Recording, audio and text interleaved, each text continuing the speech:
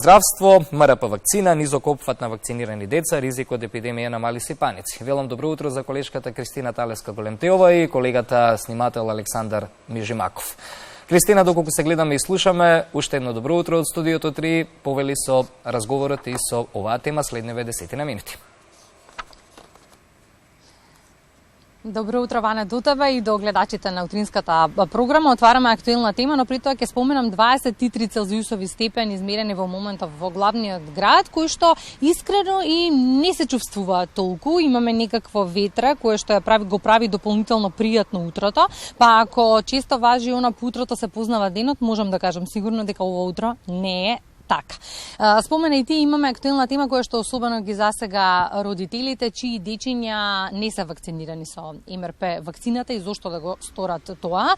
Нискиот опфат на вакцинирани деца со МРП вакцината во 2020 и 2021 го зголемува бројот на дечиња како осетлива популација на заболување од мали сипаници, со тоа се зголемува и просторот за ризик од епидемија од истите. Имаме ли ризик од епидемија со почетокот на новата учебна година и зошто да за вакцините од редовниот вакцинален картон? Ово утро разговараме со доктор Даниела Марковска од поликлиниката Јане Сандански. Добро утро и благодарам за позитивниот одговор за гостување во Македонија. Добро утро. Наутро. Податоците докторка вела дека опфатот со МРП вакцина е 70% во 2021, што ни за вас, ни за вашите колеги не е доволен опфат на вакцинирани дечиња. Ковидот е причина за нискиот процент на вакцинација или пак друго? Ние во 2019 имавме епидемија на морбили.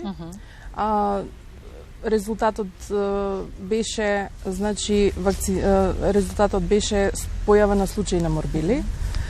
Меѓутоа, самиот ковид, односно целата оваа ситуација не успори дополнително, нели не измести од начинот на нашето нормално живење, така да имаме и сега во моментот намален опфат на вакцинација со МРП. Споменавте 2019-та имавме епидемија, тоа беше причина за да некако стартуваат поагресивно кампањите за вакцинација и поттикнување на родителите да ги вакцинираат своите деца, но она што ме интересира, има ли ризик или простор за грижа со нова епидемија, почеток на нова епидемија на почетокот на новата учебна година? Видете, секогаш има простор за грижа. Факт е дека мораме да го зголемиме опсегот на вакцинација на 95%. Идеално е нели 100, меѓутоа на некое високо ниво треба да го држиме, да ги држиме, овие бројки. За оние родители кои што сакаат да ги вакцинираат во моментов децата, како е опремен пунктот и како функционира пунктот во поликлиниката Јане Сандански? Во моментот функционираме 2 тима сме и работиме нели интензивно. МРП вакцината е една од ретките вакцини за кои што многу често гласно се дискутира и се негодува, па еве за да ги разрешиме дилемите за родителите кои ги интересира. Кои се најважните прашања, да речеме, или грижи кои ги имаат родителите, а се поврзани со МРП вакцината и би ги поставуваат во вакциналниот пункт? Најважните прашања се дали децата после вакцинација ќе добијат висока температура, колку време ќе трае, дали може да ги посетуваат градинките, дали може да имат некаков проблем поврзан со вакцината, така да тие се најчестите прашања на кои што пациентите си добиваат одговор. Во однос на снабденоста со вакцини, ги има ли доволно не само МРП, него сите оние вакцини од редовниот вакцинален картон за децата? Да, вакцини имаме доволно. А во однос на дечињата кои што прележале COVID-19 и тука се дискутира многу дали смеат, кога смеат да продолжат со редовниот вакцинален картон? Секоја вакцина се дава при полно здравје. Кога доаѓаат децата со родителите во пунктот, ние ги прегледуваме, некои со нив носат и крвна слика, со анализи доаѓаат.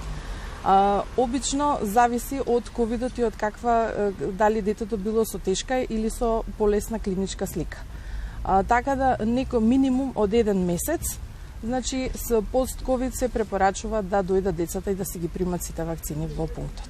Иако летните одмори се уште во ЕК, споменавте дека вакциналниот пункт во поликлиниката функционира нормално, но каков е интензитетот на работа?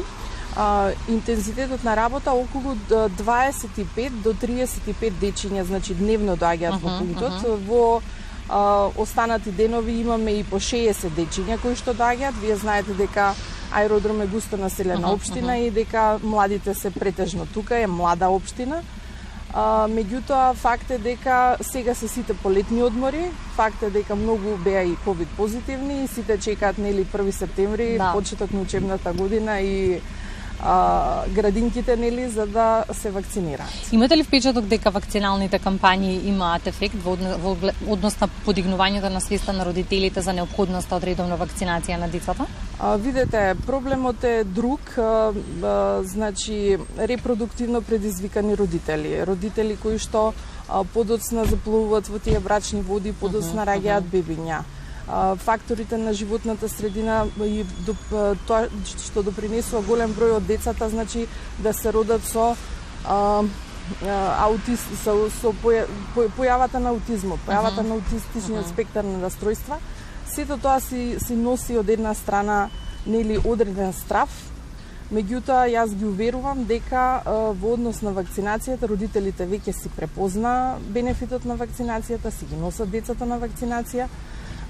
Со воведувањето на двете нови вакцини, Рота и Превенар како редовни во календарот, сега значи вакцинацијата се започнува во клиниката, каде што се породени со првите 2 дози со хепатит БСЖ, а потоа некаде до 7-миот месец би требало да заврши со овие редовните вакцини.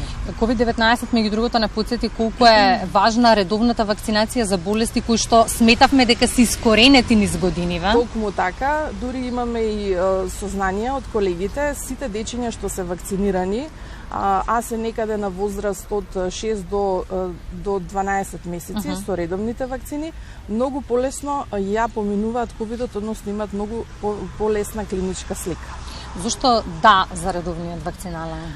Заради тоа што вакцините значи штитат, вакцините се безбедни и заради тоа што вакцините не штитат од болести и децата се многу поотпорни ако се вакцинирани. Благодарам за разговорот, доктор Марковска. Благодарам. Сосема накусо пред да се одјавиме уште еден статистички податок кој што е поврзан со епидемијата на морбили која што имавме во 2019-та. Не е целта да ви сплашиме, туку целта е да ги разгледаме фактите за да не ни се случи тоа што се случи пред 2 години, кога беше прогласена пандемијата на морбили. Најмладата жртва која што почина од компликација од заразата беше 6-месечно бебе и тогаш и сега антивакцинални кампањи и одолговлекувањето на вакцинацијата се причина за намалувањето на опфатот. Токму затоа потенцираат и докторите, меѓу другото и нашата соговорничка. Неопходна е посилна кампања, често јавно говорење и нова стратегија во поглед на рушењето на митовите за задолжителната вакцинација. Ване, имаме ли прашања?